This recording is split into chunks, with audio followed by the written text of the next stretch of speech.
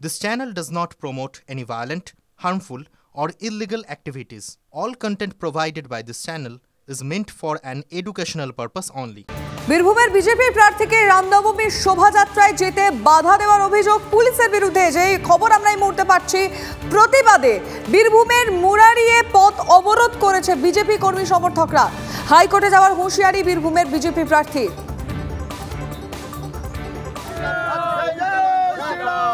আমাদের কোনো festoon banner কোনো স্লোগান ছিল, আমাদের বলা হয় আমি নাকি যেতে পারবো না। আমরা জিজ্ঞেস করি যে কেন যেতে পারবো না, তার কোনো সদুত্তর ছিল না। ওসি ছিলেন সম্ভবত এমডি সাকিব এবং বিডিও ছিলেন, তাদের বক্তব্য আমাদের কোনোভাবে ওই মিছিলে ওনারা যোগদান করতে দেবেন না।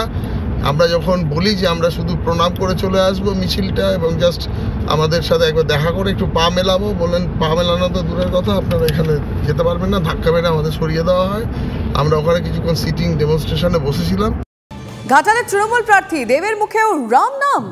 রামনবমীর দিনে ঘাটালের রাম মন্দিরে পুজো দিয়ে প্রচারে দেব। ধর্ম নিয়ে রাজনীতি করছে তৃণমূলের দাবি বিজেপি প্রার্থী হিরণের মন্তব্যের প্রতিক্রিয়ায় দেবের মুখে জয় শ্রীরাম স্লোগান। আজকে সকাল থেকে রামনবমী, মাথায় তিলক তিলক লাগিয়ে আজকে রামনবমী পালন। তো ফলে এরা কোনো ধর্মেরই নয়, এরা রাজনীতির জন্য ধর্মকে চুজ করে। এরা রাজনীতির জন্য ধর্মর বদলে দেয়। যখন যে ধর্মকে দিলে রাজনীতির ভোটটা পাবে, সেই ধর্মের মধ্যে ঢুকে গিয়ে ধর্ম পালন করেন।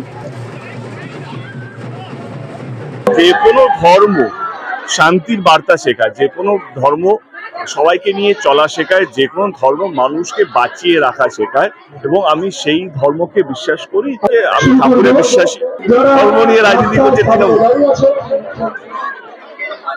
জয় শ্রীরাম, জয় শ্রীরাম, জয় শ্রীরাম।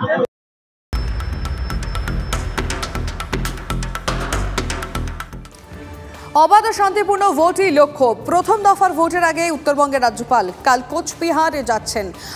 শুক্রবার ভোট শেষের পর ফিরবেন কলকাতায়। কি কারণে আমি জানার চেষ্টা করি, আমাদের প্রতিনিধি রয়েছেন দীক্ষা ভূঁইয়া, তার কাছ থেকে। দীক্ষা, দেখো, পঞ্চায়েত ভোটের নমিনেশন দেওয়ার পর থেকেই আমরা দেখেছিলাম বিভিন্ন রাজ্যের বিভিন্ন জায়গায় উত্তপ্ত হয়ে উঠেছিল। তখনও রাজ্যপাল রাস্তায় নেমেছিলেন ভোটের পরিস্থিতি দেখতে।